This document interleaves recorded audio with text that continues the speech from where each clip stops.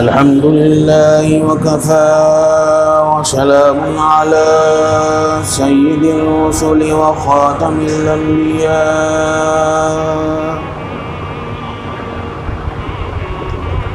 وعلى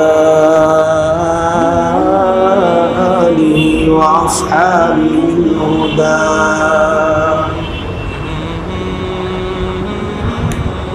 يا رب صل وسلم دائما أبدا على حبيبك خير الخلق كلهم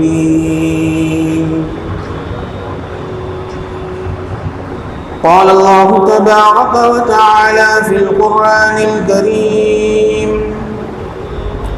أعوذ بالله من الشيطان الرجيم بسم الله الرحمن الرحيم أولئك الذين امتحن الله قلوبهم للتقوى لهم مغفرة وأجر عظيم صدق اللہ العظیم۔ محترم بزرگوں اور دوستوں، حاضرین مسجد، مصلیان مسجد،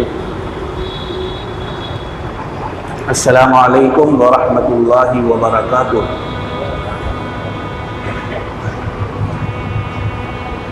جیسا کہ آپ حضرات کو معلوم ہے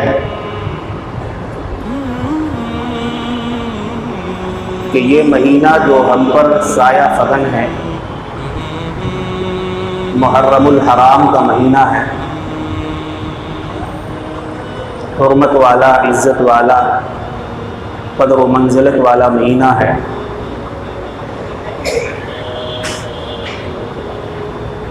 اور اب یہ مہینہ ہم سے اور آپ سے دھیرے دھیرے رخصت بھی ہو رہا ہے۔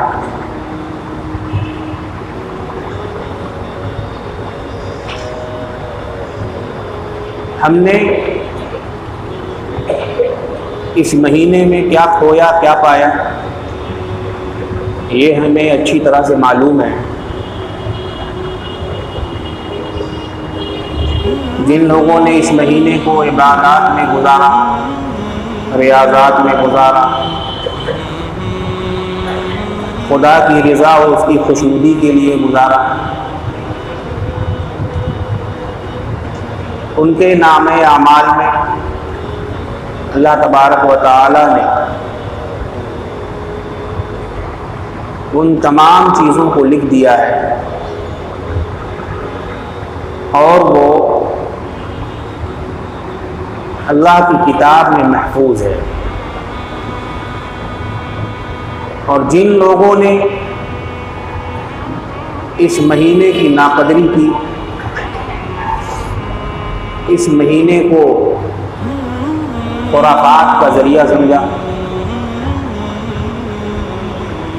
اور اس مہینے کو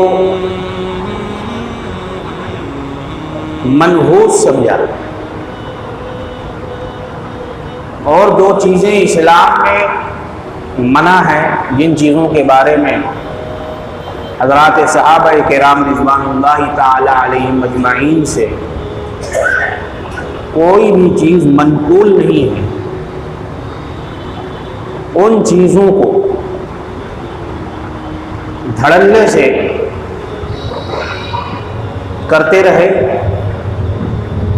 اور اس کو دین سمجھتے رہے، ان کا بھی پورا بایو ڈیٹا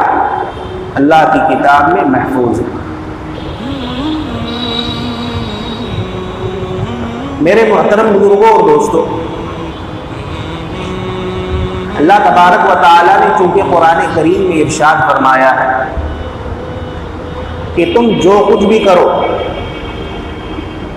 چھپ کر کرو، دکھا کر کرو، مکان میں کرو، دکان میں کرو، بازار میں کرو، جہاں بھی کرو، انڈیا میں کرو، بنگلہ دیش میں کرو، سعودی عرب میں کرو یا مکہ معظمہ میں کرو، مدینہ طیبہ میں کرو، جہاں بھی کرو، جو بھی برا عمل تم کرو گے، میں نے اپنے 2 سپاہیوں کو تمہارے شانے پر لگا رکھا ہے اور بٹھا رکھا ہے، تم جو جو کرتے ہو وہ فوراً اس کو نوٹ کرتے ہیں۔ ہم اور آپ نوٹ کرنا بھول جائیں تو بھول جائیں، لیکن فرشتوں سے یہ سہو نہیں ہوتی ہے، فرشتوں سے یہ غلطی نہیں ہوتی ہے۔ مگر ہاں، جب آدمی برائی کا ارادہ کرتا ہے، بدکاری کا ارادہ کرتا ہے، خیانت کا ارادہ کرتا ہے، بدماشی کا ارادہ کرتا ہے، تو نیکی والے جو فرشتے نیکی لکھنے پر مامور ہوتے ہیں وہ اس کو منع کرتے ہیں کہ ٹھہر جاؤ، ابھی مت لکھو، ابھی تو اس نے ارادہ ہی کیا ہے، ابھی تو اس کے دل میں یہ خیال ہی آیا ہے، ابھی تو یہ اس پر عمل آوری نہیں کر رہا ہے، ابھی رہنے دو، ابھی نوٹ مت کرو۔ تو اس کو منع کرتا ہے وہ فرشتہ جس کو اللہ رب العالمین نے انسان کے داہنے شانے پر بٹھا رکھا ہے۔ اللہ تعالیٰ نے قرآن کریم میں ارشاد فرمایا، ما يلفظ من قول الا ما يلفظ من قول، تم جو کوئی بات منہ سے نکالتے ہو، جو کوئی بات تمہارے منہ سے نکلتی ہے، الا علیہ رقیب عتید، تو میں نے چوکیدار کو بٹھا رکھا ہے جو اس کو فوراً نوٹ کر لیتے ہیں، اس کو فوراً لکھ لیتے ہیں۔ نیکی والا فرشتہ منع کرتا ہے کہ ابھی مت لکھو، ابھی رہنے دو، چھوڑو، ابھی اس نے اس بات پر عمل نہیں کیا ہے، جب عمل کر لے گا تب لکھنا۔ تو وہ فرشتہ اس سے کہتا ہے، بدی والا فرشتہ نیکی والے فرشتے سے کہتا ہے کہ تم کیوں لکھتے ہو؟ جب کوئی بندہ کسی اچھے کام کا ارادہ کرتا ہے، اچھے عمل کا ارادہ کرتا ہے، مسجد جانے کا ارادہ کرتا ہے، تلاوت کرنے کا ارادہ کرتا ہے، نماز پڑھنے کا ارادہ کرتا ہے، تو تم کیوں لکھ لیتے ہو؟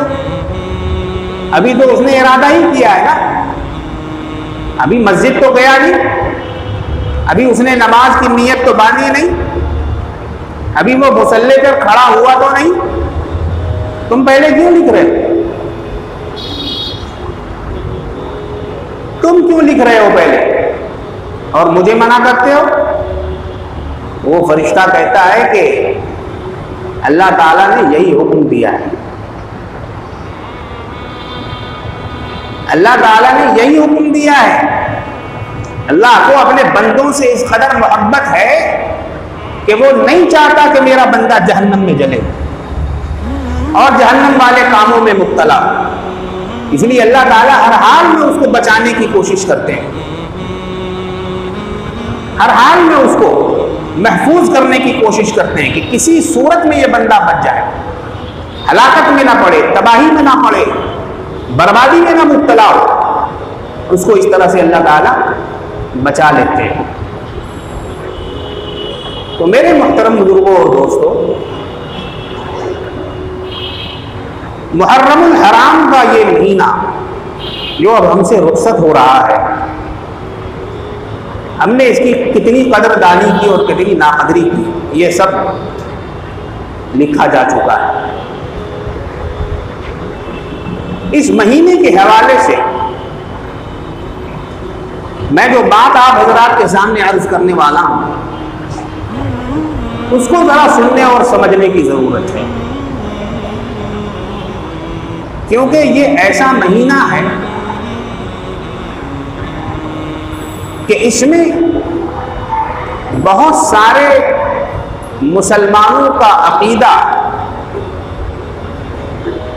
متزلزل معلوم ہوتا ہے، اور خصوصاً ایک مذہب کے ماننے والے، ایک دین کو ماننے والے ایسے لوگ جو اس مہینے میں حضرات صحابہ کرام کو نشانہ ستم بنایا کرتے ہیں۔ اس مہینے سے حضرات صحابہ کرام کو وہ حضرات نشانہ بناتے ہیں، لعن طعن کا نشانہ بناتے ہیں، اور ان کے خلاف تقریریں کرتے ہیں، ان کے خلاف غلط باتیں منسوب کرتے ہیں۔ اس کو سمجھنے کی ضرورت ہے، کیونکہ دین کی بنیاد اور دین کا اساس حضرات صحابہ کرام رضوان اللہ تعالی علیہم اجمعین کی ذات ہے۔ اس مہینے میں ان حضرات کو بہت موقع مل جاتا ہے، اور وہ لوگ اپنے اپنے طریقوں سے، اپنے اپنے علاقوں میں اور اپنے اپنے محلوں میں، بند کمروں میں حضرات صحابہ کرام کے خلاف زبان درازی کرتے ہیں اور ان کو برا بھلا بولتے ہیں۔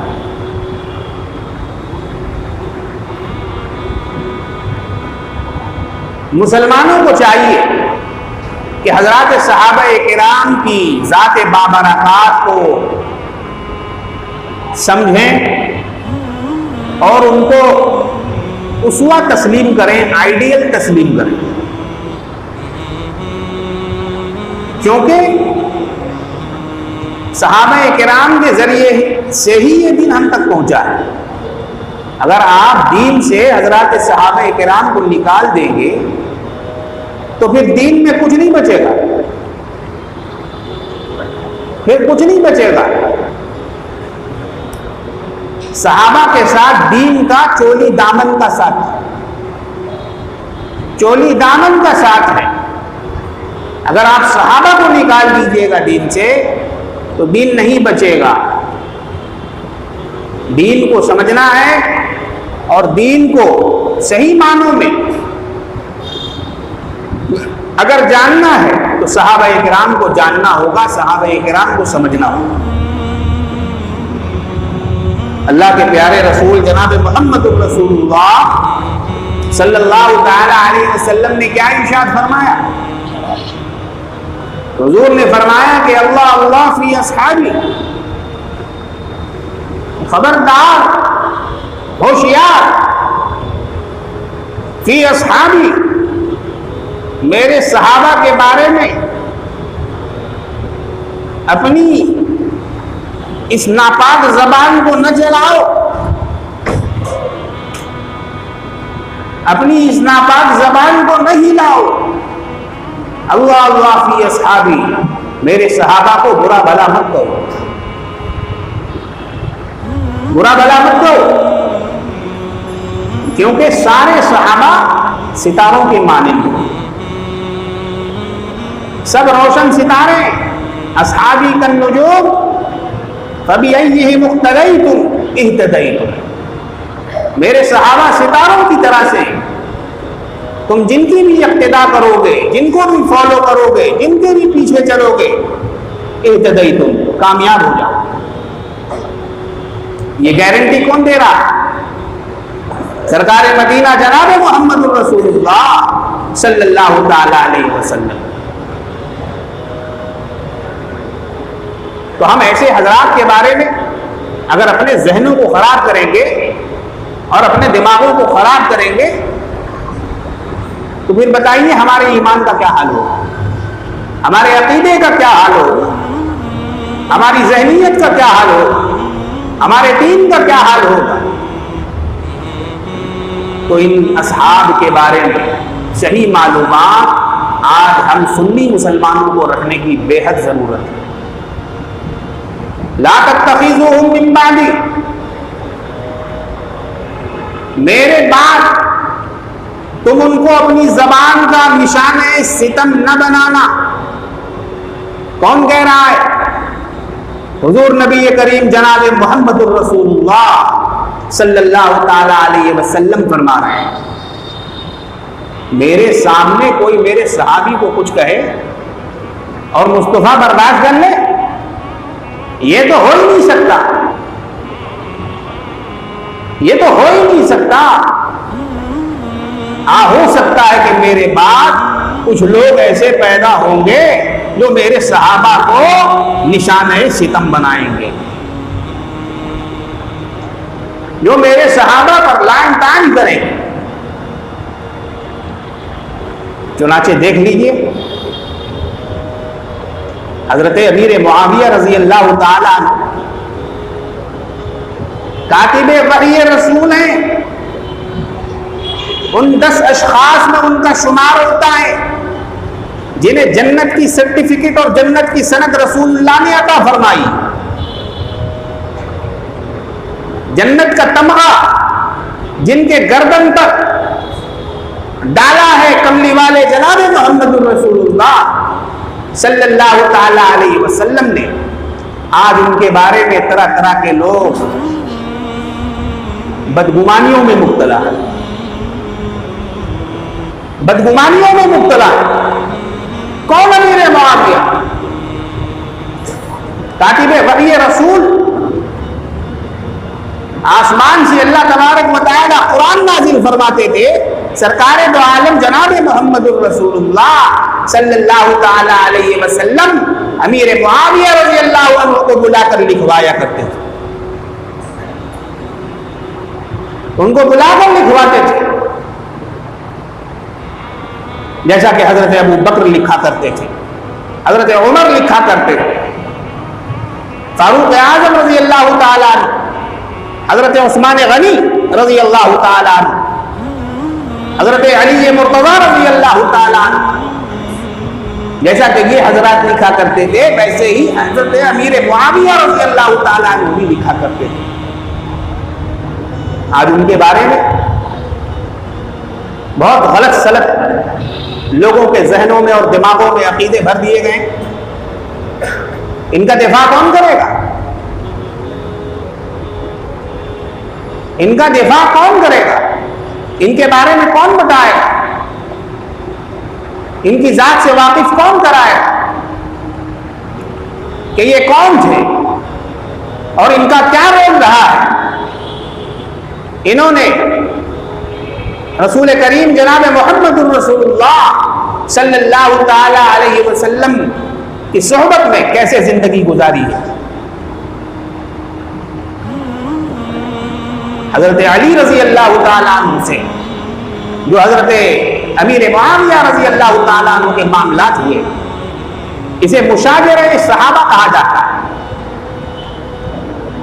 اجتہادی لڑائی تھی، وہ گھر دکان کی لڑائی نہیں تھی، کل کارخانے کی لڑائی نہیں تھی، ذاتی فیکٹریوں کی لڑائی نہیں تھی، مال اور پیسوں کی لڑائی نہیں تھی، دین کی لڑائی تھی، خدا کے راستے کے لیے لڑائی تھی، خدا کی لڑائی تھی، رسول کی لڑائی تھی، ان کی اپنی ذاتی لڑائی نہیں تھی۔ آج ان کے بارے میں جو لوگ لب کشائی کرتے ہیں، ان حضرات کو جو برا بھلا کہتے ہیں یا ان کے بارے میں برائی سنتے ہیں، ان کو اپنے ایمان کا ان کو فکر کرنی چاہیے، اپنے ایمان کی فکر کرنی چاہیے کہ خدا نخواستہ کہیں میرا ایمان سلب نہ ہو جائے، میرا ایمان میرے دل سے نکل نہ جائے۔ حضرت امیر معاویہ رضی اللہ تعالیٰ عنہ کی بہت شان ہے، بہت بڑے صحابی رسول ہیں حضرت امیر معاویہ رضی اللہ تعالیٰ عنہ۔ جنگ صفین ہوئی، جنگ نہروان ہوئی، دونوں طرف کون تھے؟ مسلمانوں کی جماعت تھی، دونوں طرف مسلمان تھے، مگر اس تاریخ کو اس قدر توڑ مروڑ کے پیش کیا گیا ہے کہ آج ہم لوگ اس کو سمجھنے سے قاصر ہو گئے، اس کو سمجھنے سے قاصر ہو گئے۔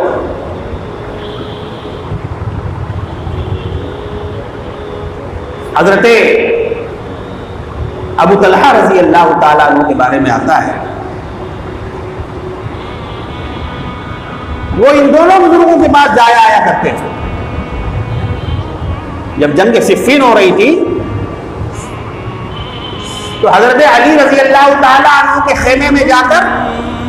حضرت ابو طلحہ رضی اللہ تعالیٰ عنہ نماز پڑھتے تھے باجماعت، اور جب حضرت امیر معاویہ رضی اللہ تعالیٰ عنہ کا دسترخوان لگتا تھا تو وہاں جا کر کھانا کھاتے تھے۔ اگر دشمنی ہوتی تو ایسی ہوتی، اگر دشمنی ہوتی، دل میں کدورت ہوتا، دل میں میل کچیل ہوتا، دل اگر پاک صاف نہ ہوتا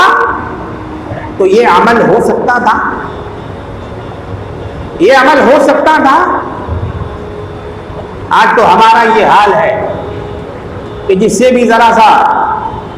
تو میں ہو جائے تو بس آپ اس کے یہاں قدم ہی نہیں رکھنا، اب اس سے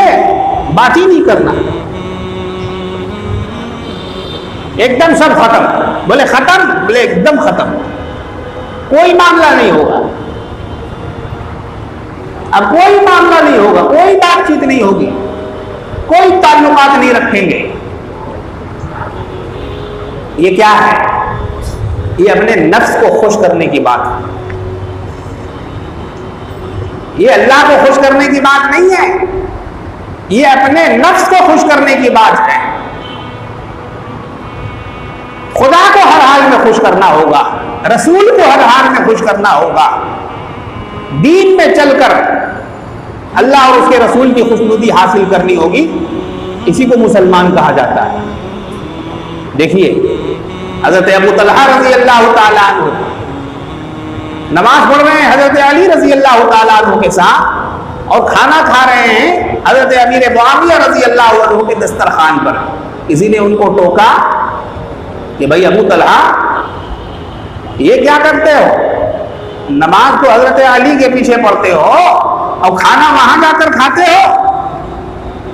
حضرت معاویہ کے پاس؟ کہا کہ ہاں، نماز حضرت علی کے پیچھے اچھی معلوم ہوتی ہے اور کھانا حضرت امیر معاویہ کے دسترخوان کا اچھا معلوم ہوتا ہے، کھانا ان کا اچھا معلوم ہوتا ہے۔ تو حضرات صحابہ کرام کے بارے میں لوگوں کو غلط فہمیوں سے بچانے کی ضرورت ہے۔ ان کا معاملہ اللہ کے سپرد ہے، وہ اجتہادی جنگ تھی، اجتہادی لڑائی تھی، امت میں ایک خلفشار مچا ہوا تھا، اس کو زیر کرنے کے لیے، اس کو ختم کرنے کے لیے، اسلام کے تسلط کو باقی رکھنے کے لیے حضرت امیر معاویہ رضی اللہ تعالیٰ عنہ نے جنگ کی تھی۔ ان بحثوں میں پڑھنے کی ہمیں آج ضرورت نہیں ہے، لیکن حضرات صحابہ کرام سے برگشتہ کرنے کے لیے اور ان سے ہم لوگوں کو جدا کرنے کے لیے کچھ لوگ ایسے ہیں جو ان کے خلاف تبرہ بازی کرتے رہتے ہیں، بھڑکاتے رہتے ہیں، بہکاتے رہتے ہیں۔ آج کل تو یوٹیوب کا زمانہ ہے نا، ہر جگہ کے مولوی آپ کو اس میں یوٹیوب میں مل جائیں گے، کوئی کچھ کہہ رہا ہے، کوئی کچھ کہہ رہا ہے، کوئی انجینئر بن کے بیٹھا ہے، کوئی ڈاکٹر بن کے بیٹھا ہے، کوئی پروفیسر بن کے بیٹھا ہے، اور سب دین کی بات کر رہے ہیں، دین کی بات سکھا رہے ہیں۔ ہر ایک کو سننے کی ضرورت نہیں ہے، ہر ایک کو وہی سنے گا جو اسلامی اسکالر ہوگا، جو عالم ہوگا، جس نے دین کو پڑھا ہوگا، دین کو سیکھا ہوگا، علماء کی صحبت میں جس نے گزارا ہوگا، اسی کو یہ حق حاصل ہے کہ وہ سنے کہ وہ کیا کہہ رہا ہے،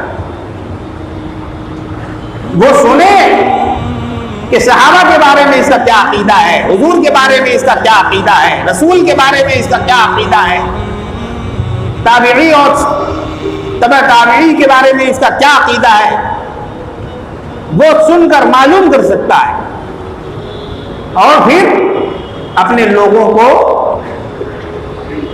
بھٹکنے سے بچا سکتا ہے، بھٹکنے سے بچا سکتا ہے۔ اللہ کے پیارے رسول جناب محمد رسول اللہ صلی اللہ تعالی علیہ وسلم نے فرمایا، اللہ اللہ فی اصحابی لا تتخذوهم من بعدی غرضا، تم ان کو اپنی زبان کا نشان ستم نہ بنانا، فمن احبهم فبحبی احبهم، جو میرے صحابہ سے محبت کرے گا، جو میرے صحابہ سے عقیدت کرے گا، جو میرے صحابہ کو دل و جان سے مانے گا، جو میرے صحابہ سے پیار کرے گا، فبحبی احبهم، تو اس کے پیار کرنے کی وجہ سے میں بھی اس سے پیار کروں گا، ومن ابغضهم، اور جو ان سے بغض رکھے گا، عداوت رکھے گا، شقاوت کرے گا اور ان کو برا بھلا مانے گا، فبی بغضی ابغضہم، تو میرے بغض کی وجہ سے اس سے بغض رکھے گا۔ گویا کہ وہ حضور صلی اللہ علیہ وسلم سے بغض رکھنے والا ہوگا، حضور سے نفرت کرنے والا ہوگا، معاذ اللہ، حضور کو برا بھلا کہنے والا ہوگا۔ تو حضور نے یہ پیمانہ دیا ہے، یہ پیمانہ دیا ہے، آپ کو یہ بتا دیا ہے کہ جو صحابہ کرام کے بارے میں لب کشائی کرے، زبان درازی کرے، اس کو فوراً اس طرح سے سمجھو، اس کو فوراً اس طرح سے سمجھو اور اس کو پکڑو اسی وقت، تمہیں بات سمجھ میں آ جائے گی کہ وہ کیا کہنا چاہ رہا ہے، وہ کیا کہہ رہا ہے، وہ کیا باور کرانا چاہ رہا ہے، وہ کیسا عقیدہ تمہارے اوپر تھوپنا چاہ رہا ہے، وہ کیسا دین تمہیں سکھا رہا ہے۔ اگر تمہیں ان باتوں کو سمجھنا ہے تو یہ دیکھو میں نے جو باتیں تمہیں بتائی ہیں، ان باتوں کو سامنے رکھو اور حضرات صحابہ کرام کو سمجھ لو، حضرات صحابہ کو سمجھ لو۔ صحابی کو سمجھنا ہے تو نبی کو سمجھو، اگر نبی کو سمجھو گے تو صحابی خود بخود سمجھ میں آ جائیں گے۔ صحابی، نبی کون ہے؟ نبی کون ہوتا ہے؟ نبی وہ ہوتا ہے جسے خدا سجا سنوار کر آراستہ کر کے امت میں بھیجتا ہے، آراستہ کر کے امت میں بھیجتا ہے۔ اور صحابی کون ہے؟ صحابی وہ ہوتا ہے جسے نبی سنوارتا ہے، جسے نبی سنوارتا ہے، سجاتا ہے اور اسے لوگوں کی طرف بھیجتا ہے تبلیغ دین کے لیے، اشاعت دین کے لیے، قرآن کے لیے، اسلام کے لیے، اور وہ لوگوں کو جا کر ہدایت کا پیغام دیتا ہے، ہدایت کا پیغام دیتا ہے۔ تو اسی لیے اللہ کے رسول جناب محمد الرسول اللہ صلی اللہ تعالی علیہ وسلم نے فرمایا کہ میرے صحابہ ستاروں کے مانند ہیں، فَبِأَيِّهِمْ اقْتَدَيْتُمْ اهْتَدَيْتُمْ، تم جس کو بھی اپنا رہنما سمجھو گے کامیاب ہو جاؤ گے۔ بعض لوگ ہیں، بعض ایسے لوگ ہیں جو صحابہ کو رہنمائی کا ذریعہ نہیں سمجھنا چاہتے، رہنمائی کا ذریعہ نہیں سمجھنا چاہتے، مگر میرے محترم بزرگوں اور دوستوں، حضرات صحابہ کرام کی وہ جماعت ہے جس نے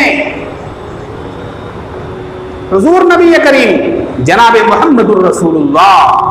صلی اللہ تعالی علیہ وسلم کی ایک ایک بات پر جان چھڑک دی۔ عروہ بن مسعود ثقفی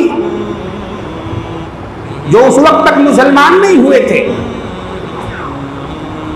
جو اس وقت تک اسلام نہیں لائے تھے، صلح حدیبیہ کے موقع پر جب صلح نامہ لکھا جا رہا تھا حضور صلی اللہ علیہ وسلم سے مکے والوں کا، تو اس موقع پر عروہ بن مسعود رضی اللہ تعالیٰ عنہ جو بعد میں مسلمان ہوئے تھے، انہوں نے اپنے لوگوں کو آ کر بتایا، اپنی قوم کو آ کر بتایا کہ سنو اے میری قوم کے لوگوں، میں بڑے بڑے بادشاہوں کے پاس گیا ہوں، میں بڑے بڑے امیروں کے پاس گیا ہوں، میں بڑے بڑے چودھریوں کے پاس گیا ہوں، میں بڑے بڑے لوگوں کے پاس گیا ہوں، لیکن میں نے ایسا شخص نہیں دیکھا کہ لوگ اس کو اپنی نظروں سے اوجھل تک ہونے نہیں دیتے، اوجھل تک نہیں ہونے دیتے ہیں۔ وہ اگر وضو کرتے ہیں تو ان کے وضو کا بچا ہوا پانی لوگ تلاش کرتے پھرتے ہیں، جسے مل جاتا ہے اسے دنیا و ما فیہا کی دولت مل جاتی ہے، اور جسے نہیں مل پاتا ہے وہ اس آدمی کے پاس جاتا ہے جس نے ابھی ابھی ان کے بدن مبارک کو مس کر کے وہ پانی حاصل کیا ہے، وہ جا کر اس پانی کو حاصل کرنے کی کوشش کرتا ہے۔ اگر وہ تھوک دیتے ہیں، اگر وہ تھوک دیتے ہیں تو لوگ ان کے اس تھوک کو اپنے بدن پر ملنا سعادت سمجھتے ہیں، اپنے بدن پر ملنا سعادت سمجھتے ہیں۔ میں نے آج تک کسی قوم کے رہبر کو ایسا نہیں دیکھا، اور نہ اس کے ماننے والوں کو ایسا دیکھا جیسا کہ میں نے محمد صلی اللہ علیہ وسلم کے ماننے والوں کو دیکھا ہے۔ میرے محترم بزرگوں اور دوستوں، اللہ تعالیٰ نے قرآن میں جگہ جگہ حضرات صحابہ کرام کے واقعات کو چھیڑا ہے، جگہ جگہ ان کے احوال کو بیان کیا ہے، اور جگہ جگہ ان کے بارے میں لوگوں کو بتایا کہ دیکھو یہ کیسے لوگ ہیں، دیکھو یہ کیسے لوگ ہیں، دیکھو یہ کس طرح سے رات کو اٹھتے ہیں، کس طرح سے اپنے بستروں کو اپنے جسموں سے علیحدہ رکھتے ہیں، کس طرح سے میری یاد میں نماز قائم کرتے ہیں، کس طرح سے مسجد نبوی میں رات رات بھر جاگتے رہتے ہیں۔ یہ اللہ تعالیٰ نے لوگوں سے قرآن کریم کے ذریعے سے بتایا، لوگوں کو بتایا اور لوگوں کو سمجھایا کہ دیکھو یہ وہ لوگ ہیں جو کامیاب لوگ ہیں، جو کامیاب لوگ ہیں۔ قرآن کریم میں اللہ تبارک و تعالیٰ نے ارشاد فرمایا اولئک الذین امتحن اللہ قلوبہم للتقوی، یہ وہ لوگ ہیں، یہ وہ لوگ ہیں امتحن اللہ، جن کا اللہ تعالیٰ نے امتحان دیا، قلوبہم للتقوی، ان کے دلوں کا امتحان لیا، ان کے دلوں کا امتحان لیا کہ اس دل میں اگر امانت رکھی جائے گی تو اس کی حفاظت ہوگی نہیں ہوگی؟ اس دل میں اگر اسلام رکھا جائے گا تو اس کی حفاظت ہوگی یا نہیں ہوگی؟ اس دل میں اگر رسول اللہ کی محبت رکھی جائے گی تو اس کا پاس و لحاظ ہوگا یا نہیں ہوگا؟ یہ چیز اللہ تعالیٰ نے حضرات صحابہ کرام کے دلوں کے امتحان کے بعد یہ فیصلہ سنایا، اولئک الذین امتحن اللہ قلوبہم للتقوی۔ اللہ تعالیٰ نے ان کے دل کو تقوی کے لیے پیدا کیا، عبادت کے لیے پیدا کیا، ریاضت کے لیے پیدا کیا، خشیت کے لیے پیدا کیا، اور ان کے دل کو حضور نبی کریم جناب محمد الرسول اللہ صلی اللہ تعالی علیہ وسلم کے دل سے اٹیچ کر دیا، دل سے اٹیچ کر دیا۔ ہمارا امتحان ہوتا ہے، آپ کا امتحان ہوتا ہے، کسی کا کالج کا امتحان ہوتا ہے، کسی کا اسکول کا امتحان ہوتا ہے، انجینئرنگ کا امتحان ہوتا ہے، ڈاکٹری کا امتحان ہوتا ہے، لیکن آئیے دیکھیے صحابہ کس چیز کا امتحان دے رہے ہیں۔ صحابہ امتحان دے رہے ہیں ڈاکٹری کا نہیں، وکالت کا نہیں، اور کسی اور دنیا کے شعبے کا نہیں، بلکہ امتحان دے رہے ہیں تو کاہے کا دے رہے ہیں؟ دل کا امتحان دے رہے ہیں، تقوی کا امتحان دے رہے ہیں، عبادت کا امتحان دے رہے ہیں۔ میرے محترم بزرگوں اور دوستوں، صحابہ اسی لیے فائز المرام ہوئے۔ صحابہ کو اسی لیے اللہ تبارک و تعالی نے جنت کی صنعت دنیا میں بیٹھے بیٹھے عطا فرمائی، بیٹھے بیٹھے عطا فرمائی۔ ہم اور آپ بیٹھے رہیں اور نمازوں پر نماز پڑھتے رہیں، لیکن کوئی گارنٹی نہیں ہے کہ ہم جنتی ہیں، کوئی گارنٹی نہیں ہے کہ ہم جنتی ہیں۔ جیش العسرہ کے موقع پر حضور صلی اللہ علیہ وسلم نے آواز لگائی، لوگوں سے کہا کہ جنگ گرم ہے، جنگ کے لیے نکلنا ہے، چندہ دو، چندہ لاؤ۔ ایک ایک کر کے صحابی آئے اور چندہ دینا شروع کیا۔ حضرت عثمان غنی رضی اللہ تعالیٰ عنہ سے حضور نے فرمایا کہ کون ہے جو اس جیش العسرہ کی کفالت کرے گا، کون ہے جو اس جنگ کے لیے کچھ مقدار میں دے گا؟ تو حضرت عثمان غنی رضی اللہ تعالیٰ عنہ نے فوراً کھڑے ہو کر کہا کہ یا رسول اللہ صلی اللہ علیہ وسلم، میں 200 اونٹ دیتا ہوں، میں 200 اونٹ دیتا ہوں۔ پھر حضور نے ترغیب دلائی کہ کون ہے جو اس سے زیادہ دے، اللہ تعالیٰ اسے اور زیادہ عطا کرے گا۔ پھر حضرت عثمان غنی رضی اللہ تعالیٰ عنہ کھڑے ہو گئے، فرمایا کہ یا رسول اللہ، میں 300 اونٹ دیتا ہوں۔ پھر اس کے بعد حضور نے پھر ترغیب دلائی، پھر فرمایا کہ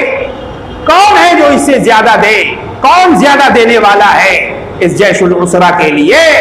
مجھ پیغمبر کے لیے، مجھ رسول کے لیے، اس دین کی اشاعت کے لیے۔ پھر حضرت عثمان غنی رضی اللہ تعالیٰ عنہ نے فوراً فرمایا کہ حضور بس آپ یہی رکیے، میں ابھی گیا اور ابھی آیا۔ فوراً گھر سے واپس آئے اور لا کر 1000 اشرفیاں حضور کے قدموں میں نثار فرما دی، حضور کے قدموں میں ڈال دیا۔ اور حضور نے فرمایا اشرفیوں کو اٹھا کر اشرفیوں سے کھیل رہے تھے، ایک ہاتھ سے دوسرے ہاتھ میں لے رہے تھے، اسے اچھال رہے تھے اور فرما رہے تھے کہ یا اللہ، آج کے بعد سے عثمان کا کوئی حساب مت کیجیے گا، عثمان کا کوئی حساب مت کیجیے گا، عثمان کو بالکل بے حساب و کتاب بہشت عطا فرما دیجیے گا۔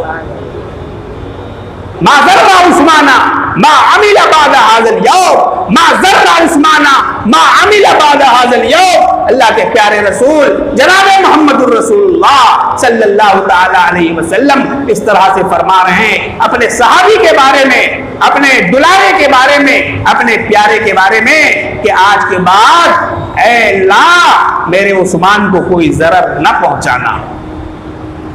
ان حضرات نے حضور کا ایسا ساتھ دیا، ایسا ساتھ دیا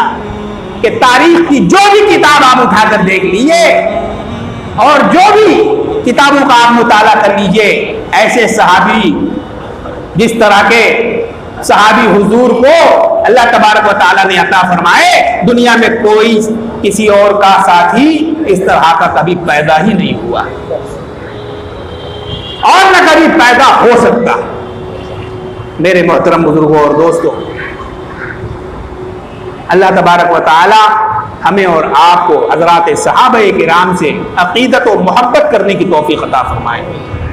حضرات صحابہ کرام کے نقش قدم پر چلنے کی توفیق عطا فرمائے، حضرات صحابہ کرام کی غلامی کرنے کی توفیق عطا فرمائے۔ میرے محترم بزرگوں اور دوستوں، ابھی ہم لوگوں نے جتنی باتیں کہیں اور سنی ہیں، دعا فرمائیں کہ اللہ تبارک و تعالی ہم تمام لوگوں کے دلوں میں ان باتوں کو جاگزی فرما دے اور ان باتوں پر عمل کرنے کی توفیق عطا فرما دے۔ وآخر دعوانا الحمدللہ رب العالمین۔